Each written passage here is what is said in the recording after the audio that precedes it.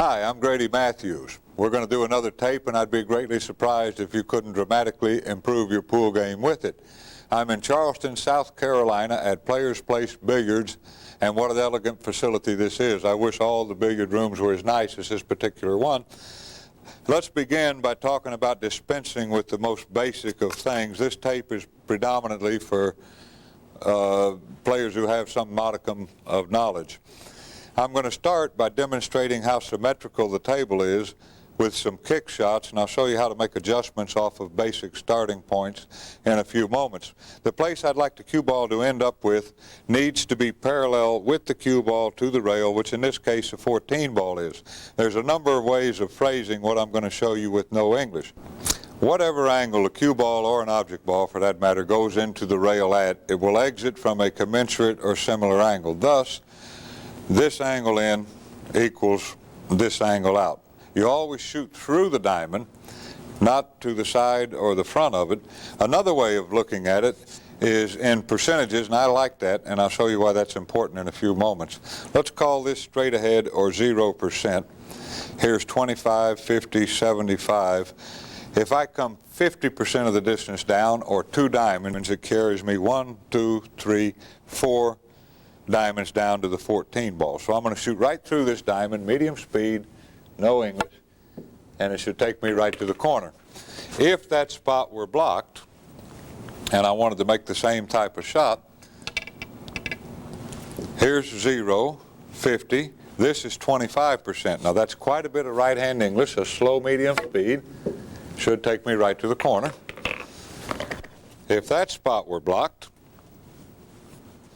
1.5 diamonds down, 37.5% of the distance with normal right-hand English.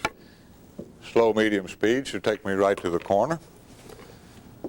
If that were blocked, 2.5 diamonds down from straight ahead, or 62.5% of the distance with a center ball, left English, a little bit harder with this one, should take me right to the corner. If that were blocked, 75% of the distance, or 3 diamonds down with low left-hand English, should shorten the cue ball up nicely, and I should still be able to reach the corner. If that were blocked, hitting 1/2 diamond down, or 12.5% of the distance, takes me to the corner. Right-hand English, just digging down into the cue ball a little bit. If that were blocked, I think it's worth mentioning, if I took time to leave enough space between all of these balls, I could adjust my English and do that also. From the side pocket, through the first diamond on the end rail, right-hand English, slow medium speed, should take me right to the corner. If that were blocked, coming out 1.5 diamonds over on the end rail by digging down into the cue ball with left English. Whoop, this is such good equipment, I was able to get too much on it. Should take me right to the corner. And then finally there's a massé shot. All a massé shot is shooting the cue ball one direction while it's spinning another, thus it has to curve. So if I shoot out this direction in order to miss these balls, and at the same time I've got the cue ball spinning back towards this rail, it must curve.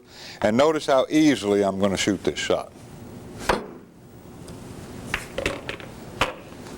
Okay, what we're going to do now is figure out how to make an adjustment to get the cue ball to go to a place that's not parallel with the cue ball of the rail. Let's take a game of 9-ball, a situation like this. And what I'd like to do here is kick in this 1-9 combination. Now I have to figure out a place that's parallel with the cue ball to the rail. And I'm going to mismeasure this on purpose, and also they will not allow you to put a piece of chalk on the table during a match. I'm only doing this to give you an idea. Now if I hit halfway between the cue ball and the chalk on the rail here, that carries me right through the chalk. Now adjustments with no English are made in halves, so I see I have a distance of about 10 more inches. I don't come 10 inches down the rail, I come about half that distance, 5 inches. I'm going to mark this on purpose, and that's where I need to hit, right through this spot with no English, medium speed, and it takes me right to the combination. Now the reason the percentages are important, let's look at this again. If this is 0% and this is 50%, here's 25%. Now that's with a lot of right-hand English. Takes me right to the combination. If this is 0, 50, here's 75, as unlikely as that at first appears. This is low left English. So that's how you would make that type of adjustment. Now let's go back to the two-rail shot that we shot from the side pocket. You need a starting point, and adjustments are made based on your starting point. You'll recall just earlier in the tape, side pocket through this diamond, right-hand English, medium speed, took me right to the corner. All right, the side pocket corresponds to this diamond. These two diamonds correspond, and inside of that it's in halves. So let's take a game situation where we're not on the diamonds. From here to here, use a parallel line. You take your closest two diamonds, which are these two, and just draw a parallel line. So right English, medium speed, hitting right here, should take me straight to the corner. All right, let's put it down here. The extra distance is in halves. Here's my closest two diamonds. I have an extra distance of about 4 inches. I don't come 4 inches this way, I come half of that, 2 inches, right about here. Should take me right to the corner. Okay, let's do the diagonal cross corner kicks. With a couple of notable exceptions, the diagonal diamonds correspond very nicely. Now remember, I'm talking about diagonal diamonds like this. If you're on the first two diamonds or within them, meaning the cue ball is towards the corner, the cue ball has a tendency to come short, meaning it will hit the side rail.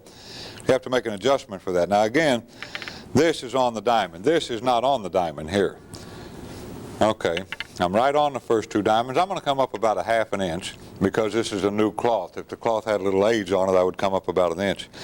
Here's straight ahead. I'm going to come up about a half inch. This is right-hand English, slow, medium speed. Okay, that works very nicely without any adjustment, anywhere between the first set of diamonds to the third set of diamonds. Let's take a sample kick shot. Here I'm going to take my closest two diamonds, which actually are these two, draw a parallel line. Now no adjustment at all, right here, right-hand English, slow, medium speed. Okay, when you get outside of the third set of diamonds, adjustments are made in halves. So here I am like this. Here's my closest two diamonds. I have an extra distance of about 7 inches between this and this. I don't come that whole distance, I come half of that, right about here. 3.5 inches up from the diamond. Right-hand English, slow, medium speed should take me right to the corner.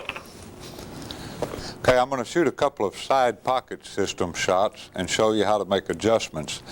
Anywhere on a line straight up and down the middle of the table, hitting the exact middle of the table at the opposite end with extreme English takes me to the side pocket. In this case, it's going to be right English. So I want to hit the middle diamond with extreme right English. It should take me straight to the side.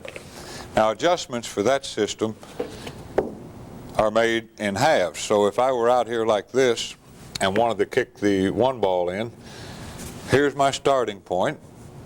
I've got an extra distance of about 8 inches. So I'm going to come 4 inches to the left of my starting point line, which is the middle of the table, with extreme right English. And it should take from the spot, going through the first diamond with extreme right English takes me to the side pocket. Right through the diamond. Now I'm using just above center ball. Now let's take a game situation where I could use either one of those. And we'll begin with one like this. And what's happened is I'm over here snookered like this. Now if I wanted to figure out how to hit behind the one ball and make a billiard on the 9 and win the game, I first have to figure what takes me to the side pocket. Now this is the extreme English system. I've got a distance of, I don't know exactly how far, half of it is this distance here. So if I hit right here to the left of my starting point, that takes me to the side pocket. But I want to come over here and hit behind the one. That's an extra 3 inches or so, so I'm going to come 1.5 inches back to my right. Anyway, it looks like about 4 inches to the left of the middle of the table.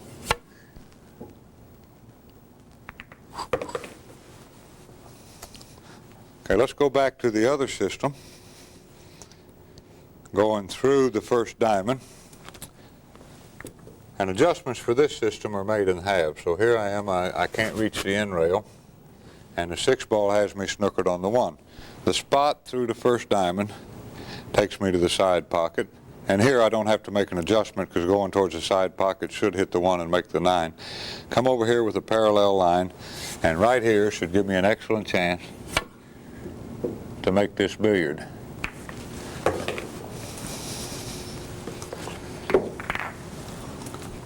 Three cushions. A billiard player would figure where he or she wanted to hit on the third rail. Over here, I'm going to go 1, 2, 3, and try to make the 1 ball. Now this cloth is fairly new, so I have to make an adjustment, and I'm going to guess that 2 coming off of this rail, the third rail, would take me to this corner. This corner is called 5, the way a billiard player would figure it. I'm going to show you how to figure it without having to mess with that.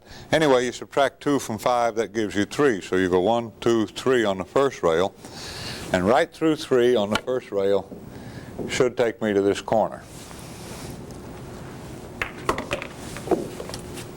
All right, let's shoot a couple of shots that are on the starting point, and then I'll show you how to make adjustments off of that. You really don't have to figure it like a billiard player would.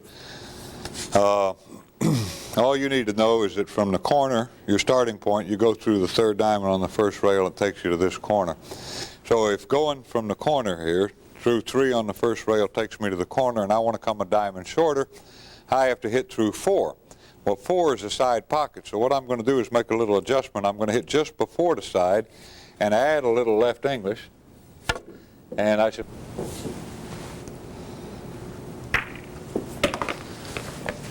Okay, if I want to go long, since I know that 3 on the first rail takes me to the corner, I want to go a diamond longer, I have to go right through 2.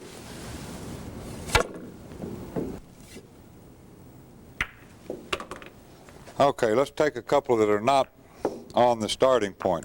Now what's interesting about this, here's my starting point, the corner pocket through 3. Anything that's this way, you adjust in full increments. So all I have to do here is take a parallel line, and right here should take me right to the corner. That's left-hand English. A slow medium speed should take me right to the corner. This way it's in halves, and like most systems, you reach a point, usually it's around the side pocket, past which the system really doesn't work well. Here's my starting point. Corner pocket through 3. I've got this much extra distance. I don't come the whole distance down, I come half of that distance. So right about here should take me to the corner. Again, slow, medium speed, left English. I think it's worth mentioning that the leading kick shot players out on the Pro Tour hit 95% of their kicks. And if you put that in 20-unit increments, they are roughly a 50% winner from a snooker position against the greatest 9-ball players in the world, and I think that's remarkable. Here's a little shorten-up system. Now, you remember from the side pocket, going 75% of the distance shortened up and went nicely to this corner. If you're going to use a billiard stroke to shorten up a shot of this nature, what I'd like to do here is kick around the 5 and make the 9. Use the same angle in, same angle out kind of theory, and this is about 50%, here's 75%, but I'm going to come over about half that much distance again, about right here, with a little nip bridge, low left-hand English. And I'll show you 2 or 3 places you can use that type of shot. This time, for the side pocket,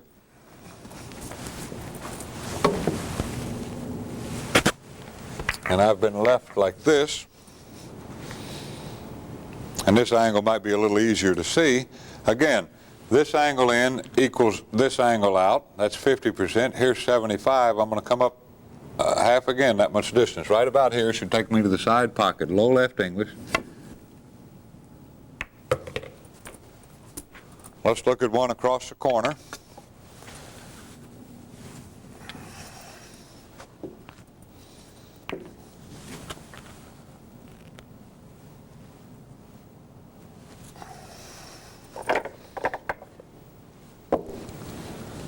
This time, let's suppose I'm playing in the game of one pocket, and let's make this where I don't have a good lengthways kick.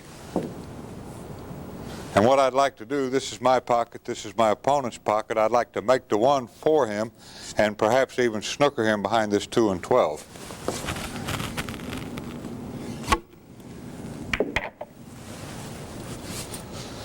And then finally,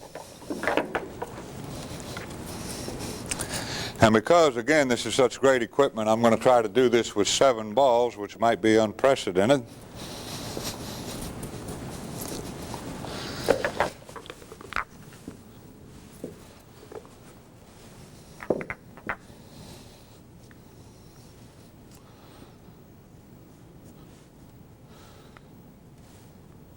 Okay, what I'd like to do here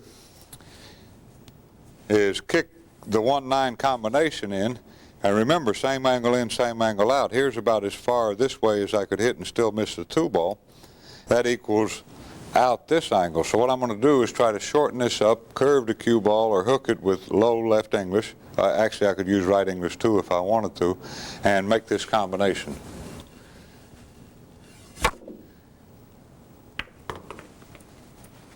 One final angle of the shorten up shot with a respectable starting point is like this. I'm through the center diamond, actually right here would be about right, to just before the side. That's your starting point. And if I hit just before the side with low right hand English, should take me to the corner. So if I wanted to make an adjustment, I can just use a parallel line. So if I were over here like so, here's my starting point. Right through this diamond, just before the side pocket, here's my parallel line. Right here, low right English.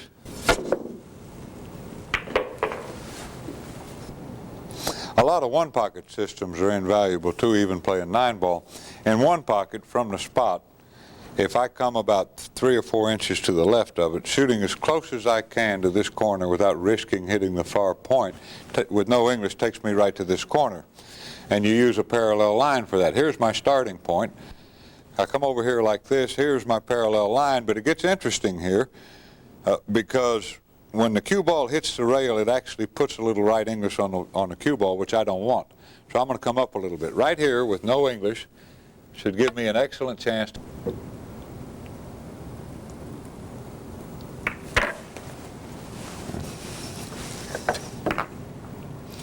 All right, again, a little billiard or one-pocket system. Let's suppose that the balls were lying where I couldn't do that.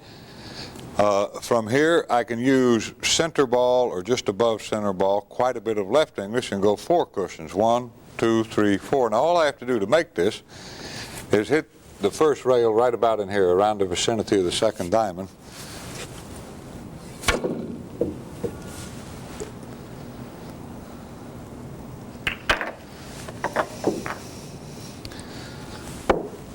And obviously, finally, even though I don't have a good bridge on the cue ball, if I wanted to, I could shorten this shot up by hitting it with low right English, and it should be a pretty easy shot.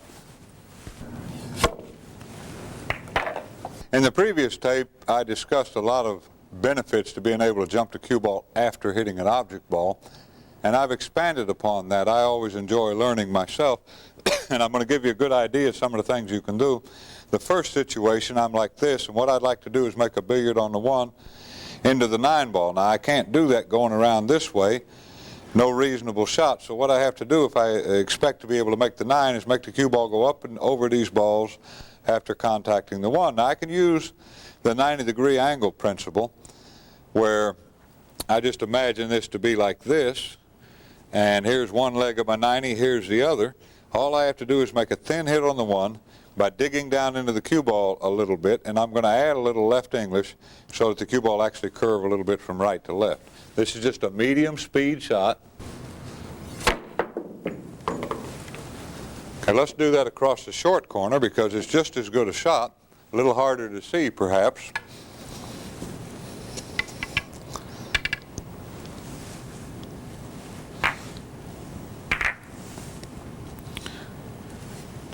Now, the situation is just like this. I'd like to make the 9. Same shot, a little shorter angle.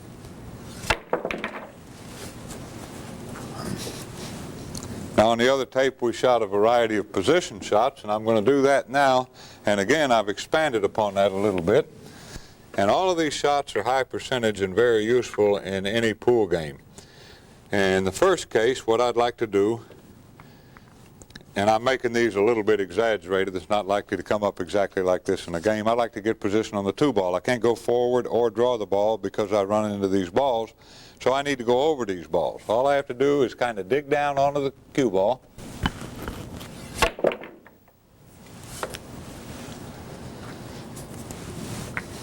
If I changed it a little bit and wanted to get on the 2 ball in this situation, now instead of going to this rail, I'm going to go here. 1, 2, and right up for the 2 ball.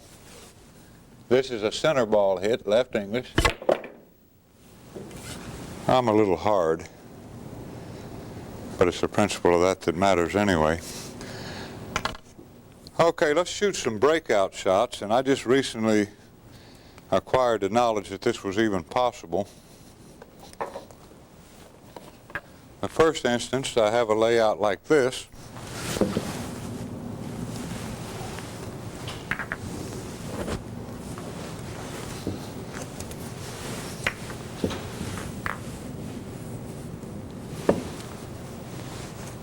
Anyway, obviously I'm going to have problems here with the 5 and 7. I cannot shoot the 1 first, then the 2 and break these out. There's no way to get on the 3. So what I'd like to do is make the 1, have the cue ball go over these balls and break these out. Now this is just a straight high ball. It's kind of a snap or punch stroke. And that's a real useful shot. Now let's change that up a little bit and make it almost a straight pool type situation, or 9 ball, either one.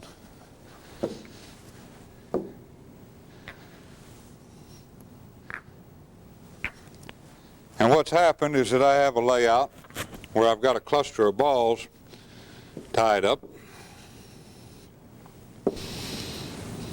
And I've been left like this. And what I'd like to do here, if it's possible, is pocket the 2 and break these balls up, because the 3 is lying right in the pocket. So what I'm going to do is try to make the 2 go over these balls to the end rail with left English and right into these balls I need to break up. This is just above center. That'd be my luck to get snookered there.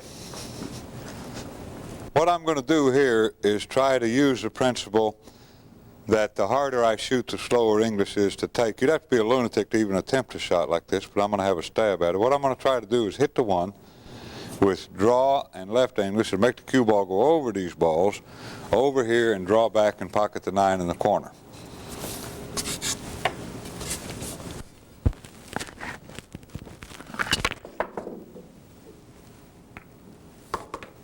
For young players who might have a pretty good stroke, here's a great shot to test your draw. Again, utilizing the principle of the harder you shoot, the slower English is to take. If I were to shoot this easy, I could draw back and hit the 4, or play to hit the 4 and 6. But why not just go ahead and make the 9 and win? Well, actually, I could just roll up here and shoot the combination. But what I'm going to do here is make the cue ball come out here, force it out there by virtue of shooting fairly firmly. Then with the draw, I should be able to curve back and pocket the 2-9 combination. I'm going to illustrate the valuable knowledge that comes into play with a rail first masse. This looks like an impossible situation. What I'd like to do is make the 1-9 combination and win the game, but I don't have any reasonable kick. So what I'm going to do, hit the cue ball up in this area and have it spinning back towards me, and it must curve instead of wanting to go here and out. Because it's spinning back towards the rail, I should be able to curve and make the 9.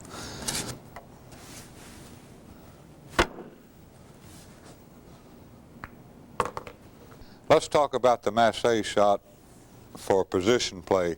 In this instance, I'm playing 1 pocket, and that's my pocket. And what I'd like to do is get these last 2 balls. Now, I can't shoot this 1 with any degree of accuracy getting on a 3 ball. So what I'm going to do is curve the cue ball. So instead of hitting the 3 straight in, I'm actually cutting it this way, and the cue ball should come back here. Now, this is digging down into the right side of the ball.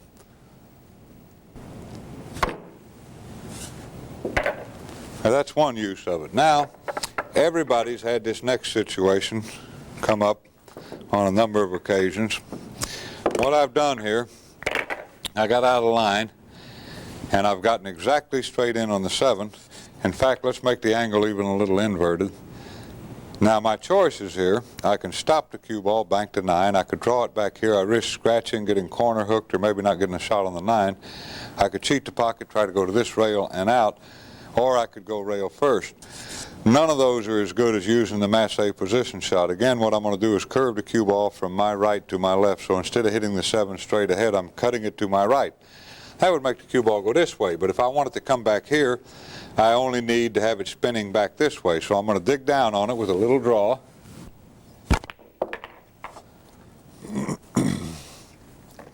Now obviously, if I were playing, for an example, in a game of straight pool, and I had a shot like this where the 6 was going to be my break ball, and I ended up straight in on the 9, I'd like to be out in here somewhere. Again, I'm going to shoot the same shot. Right hand English, a little draw. Now lengthways, this is really a good position shot. You don't want to shoot it if you get too far from the object ball. But again, I've gotten exactly straight in on the object ball here, and I'd like to get on the 9. Now this is a really tough shot to draw or to follow. So what I'm going to do is curve the cue ball with more masse, and I'm not going to touch this rail. I'm going to cut the 6 back this way quite a bit, and I'm going to try to make the cue ball go straight down the table.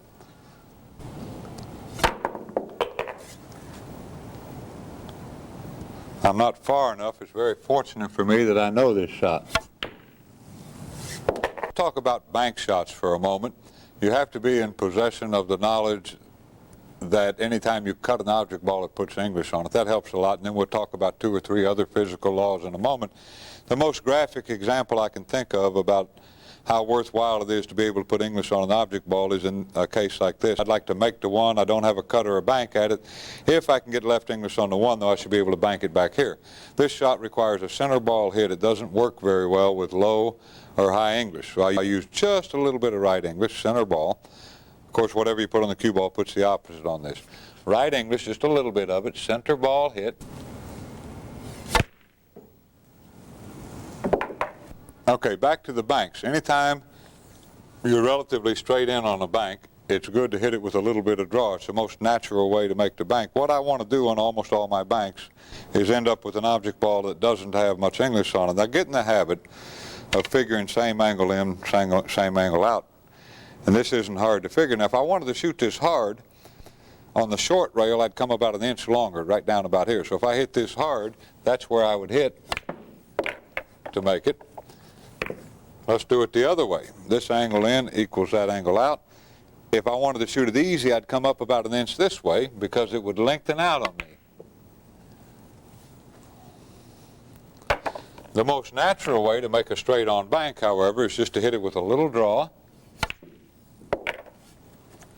Okay, now what have we talked about so far? The harder we hit the ball, the shorter it comes. The easier we hit it, the longer it comes. Same angle in, same angle out. So we could do that all day long. Let's take a few bank shots and see if we can run a few banks here. And I'm going to set them up fairly easy, although the position play isn't all that easy. I'm going to start off with a straight across corner bank on a 3, a little bit of draw. Now I've gotten a nice angle on the 4 ball.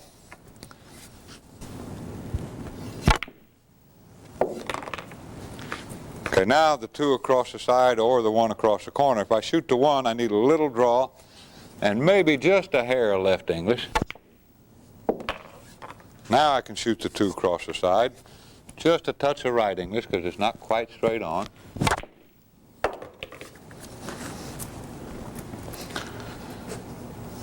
Well, now this is a tough shot to shorten up, and it's a tough shot to cross. The 9 doesn't bank. This banks, or the 5 banks. I could shoot either one of them. Of the 2, I think the 5 is probably a little better shot. This is center ball, just a touch of right English.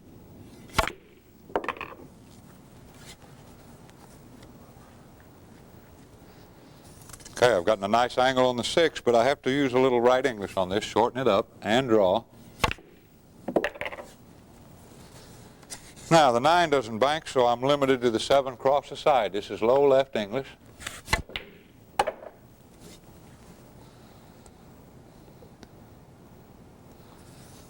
Okay, this shot I can't cut, but I would like a little right English on it, so I'm going to use quite a bit of left English on the cue ball.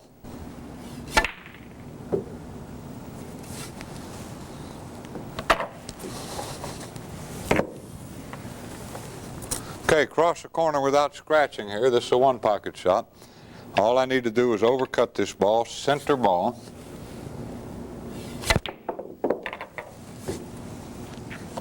Now the reason that works without scratching is because the facings are hard. If I were playing in the game of one pocket and my opponent had this pocket and I wanted to remove the 7 from his pocket, I would drive it into the facing. Low right English here.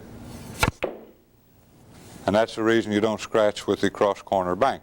I'd like to show this shot that Mike Massey and I invented. We call it the Great Escape, and it's got some usages in game situations. What I'm going to do here, I'd like to make the 9 with a good hit on the 1 and win the game. I'm going to go rail first here with high left English. The secret to this shot is I actually have to hit the other side of the cue ball. Not here, I have to get all the way on the other side of it. Now that's high left English.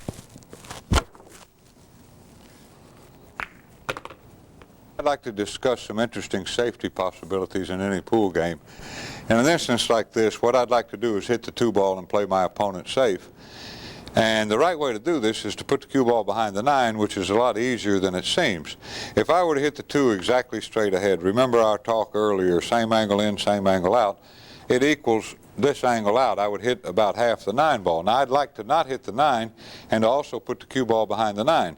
So the way you figure this, here's straight ahead. Now that's also the line the cue ball would take were I to hit this shot straight ahead. So what I'd like to do, instead of having the cue ball go this way, I'd like to have it go this way. All right, here's straight ahead, and you measure this from this point right on the opposite side of the ball. Here's straight ahead, here's going this way. I have a distance of about 1 inch, and that's how far to my left I want to hit the 2 ball of straight ahead. So I hit the 2 right into here with just a high ball, and I can put him right behind the 9 ball. Here's a different situation, about the same principle though. I'd like to leave my opponent behind the 9 ball here because the 2 doesn't go over there, and over there is a little far-fetched. I don't want the cue ball to go straight ahead. Rather, I'd like to have it go behind the 9, and from the opposite side of the 2 ball as I'm looking this direction, that's a distance of about 1.5 inches. So here's straight ahead. I cut the 2 about 1.5 inches to the left of straight ahead, or roughly into the edge of the 5 ball. I use high ball, a little right English, and a lot of times you'll freeze your opponent up in a situation like that. Let's make this a little bit more difficult.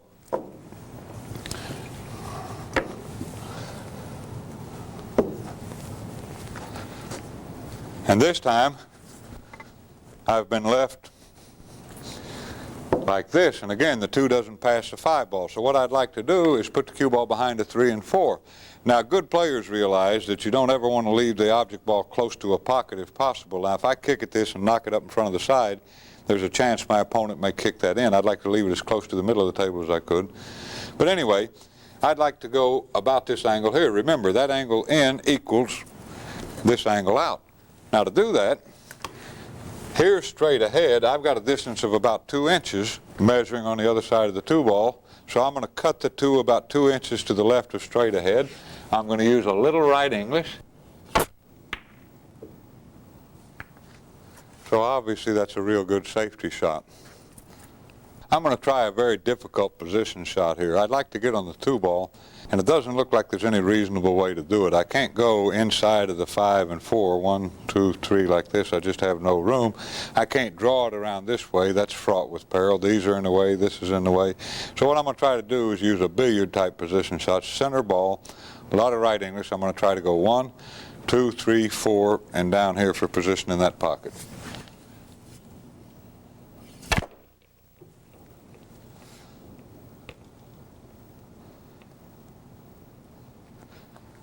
I'm waiting for that to come up in a game. If it ever does, I'll know what to do.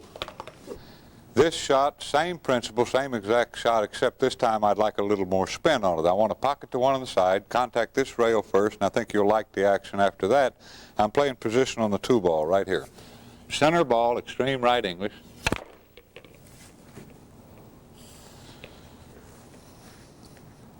And of course the most important thing, as Mike Massey says, don't dog the cheese. This next shot may not come up very often in a game, but if it does, you'll know what to do with it. This embodies some interesting physical laws. I'm going to try to shorten the one ball up, or cue ball up, around these balls and pocket the 1-9 combination. But to do that, I have to jump the cue ball slightly. It has to be in the air slightly when it hits the rail. That actually slows it down, allows the draw to take.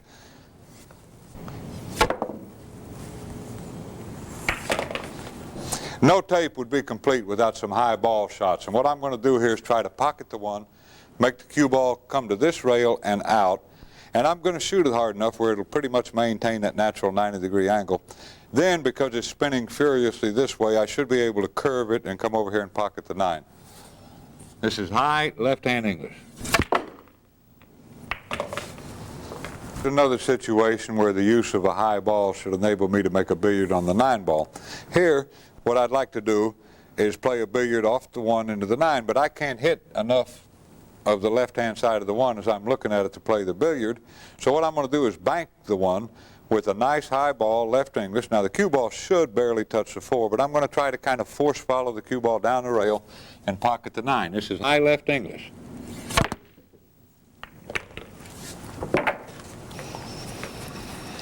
Here I'd like to make a billiard shot on the 9 ball. Now a lot of players are acquainted with the fact that if the cue ball is frozen to the object ball, you take half the distance. In other words, straight ahead through the object ball, straight ahead towards the ball you want to play a billiard on. You hit halfway between them. But if these aren't froze, you hit 25% of the distance. Here, here's halfway. You hit about 25% of the distance. So that's where I would hit if I wanted to make the 9 ball. I'd like to do this, probably the most famous one-pocket shot of all time. In this instance, this is my opponent's pocket. It's a game ball for both of us. This is my pocket. I'd like to somehow figure out a way to win the game.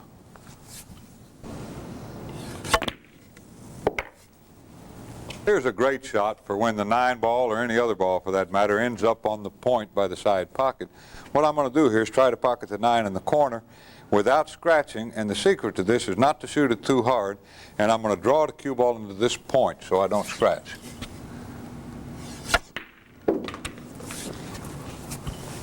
You can actually play position for that kind of shot. Here's another Mike Massey invention. This shot has got a lot of usages for good kicking play. What I'd like to do here is somehow or another kick the 1 ball in the pocket. Now I can do this a couple of different ways. I could shorten it up, but that's almost impossible because I don't have room to get around this 4. So what I'm going to do is try to hook the ball around this way with a high ball. And the secret to this, right English and hitting the opposite side of the cue ball. I have to hit way over on the end of it. To have a little fun, because this is such great equipment, let's see if I can shorten this up. I think it's impossible. Hey, you learn something every day.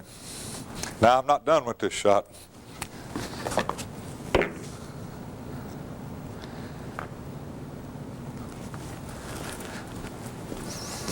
Now, the thought occurred to me, since we've done it these 2 ways, is it possible to go 5 cushions? Let's see.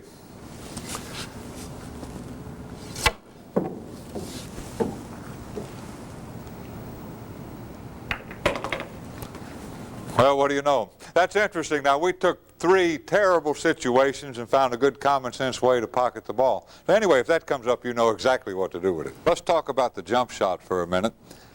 That's something you've got to have if you want to play with the guys out on the tour. Now, you can actually execute a jump shot hitting maybe 20 different places on the cue ball. What you're striving for is accuracy. So if I wanted to make this one, let's do this a few different ways. Let's say that I wanted to come back down the table. I would use almost a center ball type hit down on the ball. Well, I didn't get it quite up as far as I wanted, but you'll notice I hit that with quite a bit of control. Now let's say that it was lying where what I wanted to do was shoot it in and stop for a ball down on the end rail. This time I'm going to hit it just below center, again, right down on the ball, and I stay down at that end. You want to shoot jump shots where they're high percentage. You don't want to get in the habit of jumping balls that are too far away. If I have a shot like this with stuff all the way up here like this, now I can get over this, but it's hard for me to hit it with real good control. This is about the maximum distance I would want to hit a jump shot. And even then, see the cue ball jump, that's not quite enough high percentage play for me to select that type of shot. In general, you'd like to not be closer than about 10 inches to the object balls, about like so, or farther away than a couple of feet. And you don't want to jump over stuff that's more than like 2.5 feet away, about like this. And actually, to make the cue ball jump, as I mentioned earlier, you can hit it in a bunch of different places on the cue ball. The important thing is to drive the cue ball into the slate. So I'll try to hit this with a little draw, and I have to drive this right into the slate. I missed the ball, but you saw well, that's all you need to know anyway. Now, I said I wasn't going to talk about much basic stuff. I'm going to talk about a little bit of it. All you have to do is remember to look at the object ball last, stay down on the ball, and follow through, and make sure your stroke is smooth and straight ahead. If you use the same stroke on every shot, you can do about anything you want. So if I wanted to shoot this 6 in the pocket and just come out a couple of inches, I'd use center ball, just a little right English. 1, 2, 3, and hit the ball. Now, if I wanted to take the same kind of shot, and let's change this up a little bit and say that for some reason I wanted to go 1, 2, 3, 4, and down here and play position on the 3, I'm going to use the same stroke but harder and through the bottom part of the ball. So I'm going to go 1, 2, 3.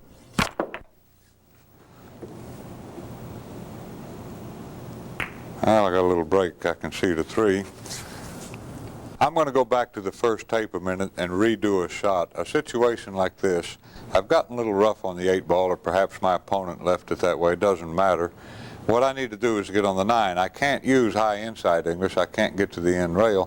What I can do is use ball first with low left English. Now, that's outside English. All it takes is a little better hit. And I'm going to play to go 1, 2, and over on this side of the table.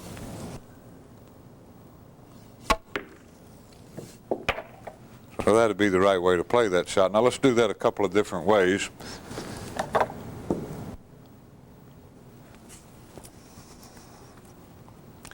This time I've gotten a little rough, and this is hard for me to go around this way. I risk scratching if I happen to catch rail first. The right way to play this shot is ball first, low left English, 1, 2, 3, and over here.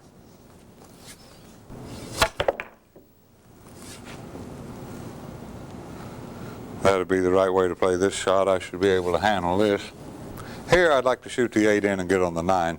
The right way to play this shot is high right-hand English, but I need to hit ball first here. If I hit rail first, the cue ball comes this way. I could even scratch. Ball first, the 8's gone, not much admittedly, before the cue ball hits the rail, and the cue ball should go 1, 2, 3, 4, and over here for position in this pocket. So this is just above center ball, right English. Ball first. And I would like to be a little bit lower, but that's okay. Now let's take the same principle, an angle like this. I would want to hit ball first. Again, rail first, a little bit unnatural. Ball first should take me 1, 2, right down this side of the 9.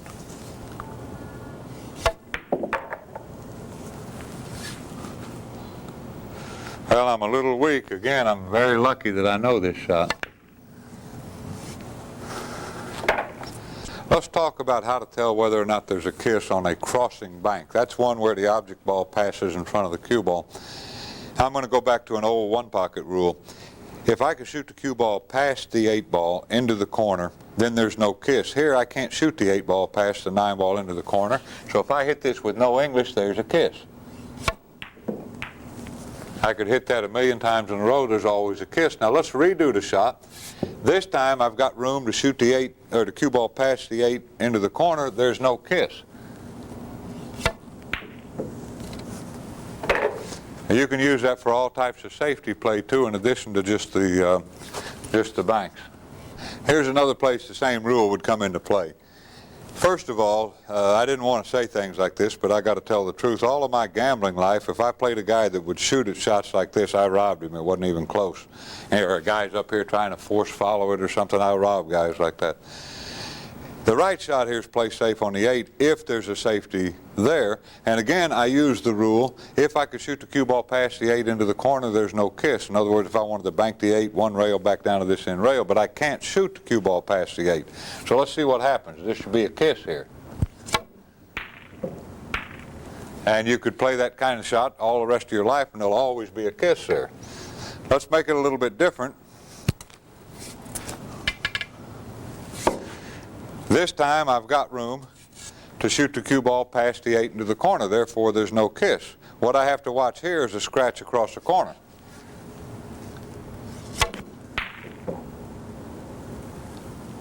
I didn't mean to bank the 8, but anyway, the point is there's no kiss. Let's do this little double kiss safety. This is a great shot. I showed it on the first tape lengthways, but here's a situation where it could come up across the table. I don't have a real good safety on the 8 here. It doesn't appear. But if I could double kiss the cue ball right over in here and leave the 8 there, I would have a good shot. So I'm going to use low left English. I got a little farther off the rail than I wanted, but I still left my opponent awfully tough. Let's have another stab at that and see if I can hit it a little bit better. That's better. Now he can't cut the ball. All he could do is bank it. That's a real good safety shot. Good 9-ball player. Combinations are big in your game plan. Here's a situation where the 5 and 8 are tied up here, the 6 and 7 are tied up here. I've got ball in hand. Now if I want to play this combination on the 9, the proper way to do it is to place the cue ball close to the object ball. Of course, I have to remember that if I move the 1 ball in the placement of the cue ball, that would be a foul. Anyway, I'll line this up. Now I'm allowed to shoot through the cue ball, or through the cue ball, and this will give me a good chance to make this 9. That makes my accuracy a lot better. All right, let's take a little different situation, and I don't have ball in hand, but what I'd like to do is make a combination. What I need to do is remember that this should be treated as a cue ball. That's the first ball I'm going to hit. This is the one I'd like to make, so I'm going to pretend this is a cue ball, and if I wanted to shoot that 9 in, a little left English, outside English would be natural since I'm cutting the 9 to my right. A little left English on this, I want to touch a right English on this, so I almost don't have to aim at this ball, just below center. Nice natural way to pocket combinations. This shot was on the other tape, but it's such a good shot I felt honor bound to include it. I've got ball in hand here. What I'd like to do is pocket the 9 if I can. Now, if I were playing 9-ball with ball in hand, my normal choices would be to bank the 1 or play safe. All I have to do here, if I want the cue ball to go straight ahead, I'd go straight through to 1, and I would obviously miss the 9 or barely touch it. So if I want the cue ball, instead of going straight ahead, to go about like this, I'm going to cut the 1 to my left of straight ahead about 1 inch. And I'm going to use left English and just kind of turn the 9-ball into the pocket.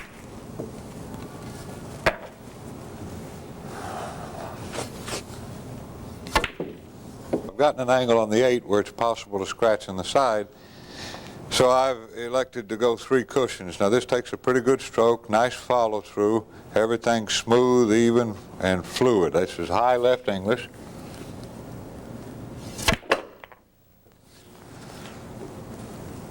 Anyway, that's the way I would elect to play that shot in lieu of drawing it.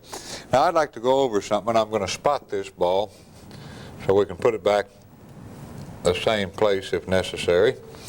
We've got a couple of instructors of some note who say things that absolutely are not true. And I want to spot this cue ball too. One instructor claims that hitting the cue ball with English doesn't make the cue ball curve, and I don't know where these guys come up with these clear-cut false rules. I'm going to hit this, and I'm snookered behind the 2. I'm going to hit this with an absolute center ball, but on the left side, left English, and I'm going to curve the cue ball around the 2 ball, and I think you'll be, now see my cue is level, I think you'll be surprised at how thickly I'm able to hit this 9. Full in the face. Now, it doesn't take somebody that's a genius in the physical laws of the game to see that the cue ball must curve, right? Now, knowing that, if you can calculate how much it curves, you can make shots all over the table. Now, cues that deflect, you have to aim a little differently. This cue, I'm real happy with this cue. Let me give Ray a little plug. This is a Ray Schuler, and it's a thicker construction here, short ferrule, and it does not deflect. But at any rate, that's something you have to work with if you want to be accurate on extreme English shots. Let's do a few of what I call split shots. A split shot, as I define it, is one in which the cue ball, the two object balls are a little more than a cue ball's width apart. In this instance, I'd like to make a legal billiard from the 2 ball onto the 9 and make the 9 in the corner. Now, if I were going to shoot this shot from right here with the cue ball, I would use left English on it, so there's no reason for me to use right English here. It's quite unnatural. All I have to do is hit about 1/4 of the 2 ball, center ball, left English, and I can actually turn the 9 ball into the pocket. Now let's do a few more of those. Here it is from a little different angle, a little farther from the pocket. In this instance, I need left English on the cue ball, center ball, about 1/4 of the ball hit on the 2. If you scratch on a shot like that, that's a little hard luck. Here's another angle, seldom seen by 9-ball players, I might add. Note that there's a little more than a cue ball's width between the balls. Here I want to hit, about 1/3 of the 2 ball, left English. For the side pocket, a lot of times you'll have a shot like this. This time the 9 in the side, left English, about 1/4 of a ball hit on the 2 ball. And with a little practice, you can make shots of that variety with great accuracy. Let's try a couple of little-known billiard shots. In this instance, the 3 is tied up somewhere, and it's very hard for me to run out. I'd like to make a legal billiard on the 9, but of a little different sort than you probably would at first imagine. I'm going to try to make a thick hit on the 9 ball and make the cue ball hit it 2 or 3 times and kind of herd it into the pocket.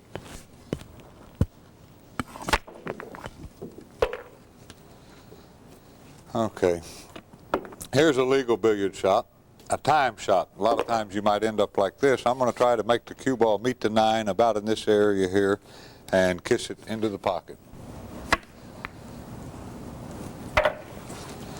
Here's a shot where I'm going to make the cue ball jump again after hitting an object ball, but I think the thickness of the hit and the lie of the particular shot will surprise you. What I'd like to do is hit this one thickly, withdraw, and make the cue ball jump over these balls and come down here and pocket the 2-9 combination. Now the 1s are going to disturb these balls, but the cue ball will get neatly over them.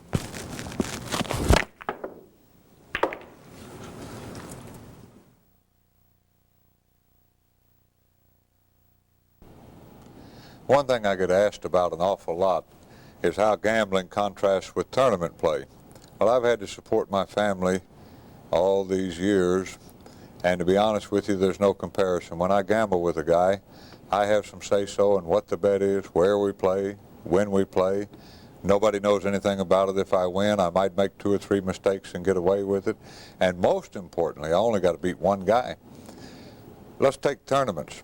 I have to play a game that's 80 to 90% luck and beat 10 world champions to get, $4,000 or $5,000. And there's just no comparison at all. And to my way of thinking, I get asked who's the best player of all time. One of the barometers to gauge greatness is the ability to come with a long, difficult shot, betting some of your own money. And anything that falls short of that doesn't qualify for championship estimation, in my humble opinion. 2 good sayings come to mind when talking about playing terrific pool. One of them is by Buddy Hall, and what he says, when you have good position, don't play it. A lot of times guys will look to move the cue ball 3 or 4 cushions or use low inside English when all they have to do is stop or roll forward or draw it just a hair, and they'll have pretty good shape. The other one's by Eddie Taylor. In a difficult situation, Eddie always said, look for something simple to do. It's usually there. Now let's get back to the best player of all time. That's a question I get asked at all the exhibitions that I've done. And to my way of thinking, 2 great competitors from yesteryear come immediately to mind. The first, of course, is Ed Kelly, better known as Champagne Eddie. In his heyday, any player who would play him all 3 games, 1-pocket, straight pool, and 9-ball, Eddie would lay them 7-5 on the money. Eddie reigned hundreds playing straight pool. I never heard of anybody beating him playing 9-ball even for money, and he was this much under the best players in the world at 1-pocket. The other player is Eddie Taylor, who played possibly the best banks of all time. And in addition to that, he was a terrific 9-ball player and a redoubtable 1-pocket player. His straight pool was a little suspect, but he still ran hundreds playing that, despite the fact he might have 10 or 15 banks in a 100-point run. Of the modern day players, Alan Hopkins and Mike Siegel jump immediately to mind as possibly being the best all-around players. Straight pool, I get asked a lot, what about Moscone and Crane and Greenleaf compared to the modern day players? And to be honest with you, I don't think there's much comparison. The players from yesterday played with mud balls, 5-inch pockets, 5x10 tables. The mud balls never skidded. It was easier to draw the cue ball. The one drawback to them was that they broke up a little tougher than the plastic balls. Anyway, they also played all-around tournaments with 4 to 6 players. And you contrast that with a guy like Steve Miserak, who's a 6-time world straight pool champion, with better averages in double elimination tournaments with 50 or 60 guys capable of running the 100 balls. And with Miserak and Hopkins and Varner and Siegel and Rempe and so on, I don't think there's much question about who plays better. Irving Crane, who was one of my role models and idols, even says the same thing. The modern day players are much better players. It's not that the old timers couldn't be competitive today, but certainly they would not dominate. I've been asked to tell the orange story, and I think it's rather noteworthy. Jimmy Reed, when it comes time to get a new girlfriend, makes his selection as follows. He takes an orange and a 5-ball, places them on a dresser, and as soon as his current girlfriend can tell the difference, she's out of there. Anyway, the game has changed a lot for the better. Certainly I'm saddened at the absence of some of the old-time habits and everything. The mentality and attitude of the modern-day players sometimes is a little suspect compared to the old-timers. But on the plus side, we used to have one gentleman who would take cross-country trips with no driver's license, no license plate. When the police would stop him, he not only would talk his way out of a ticket, he'd borrow money from the cop. A lot of the guys would beat the motels and hotels, and they don't do that anymore. And in a lot of respects, the sport's better off for the improvements in those areas. The sad part of it is that the new guys don't play each other. The real good players, if they're in the winner's side in a major event, they go to bed at 7:30. If they're on the loser's side, they are regaling loyal listeners with stories from the past, how they spotted somebody the 6-ball for $20 a game 25 years ago. And it really bothers me that the guys of today are insulted if they're asked to play. I would hate to spend my whole life trying to learn how to do something well and be unwilling to bet anything on it. I like to bet on myself. Of course, one of my prerequisites for betting at a major tournament, if I bet a pretty good sum of cash, is that my opponent be told that I'm betting on myself. I want him to know about it. Very possible he might dog it. At any rate, all of these elegant facilities, such as the one I'm in right now, Players Place Billiards in Charleston, South Carolina, are a big help to an improved image for our time-honored and difficult sport. All the signposts point towards future prosperity, despite the fact that I think having an IQ of 7 precludes being on our modern-day professional association's board. At any rate, everybody who loves this great sport, I truly suggest that you keep playing, try to improve, correct your mistakes, and without further ado, I think I'll say goodbye.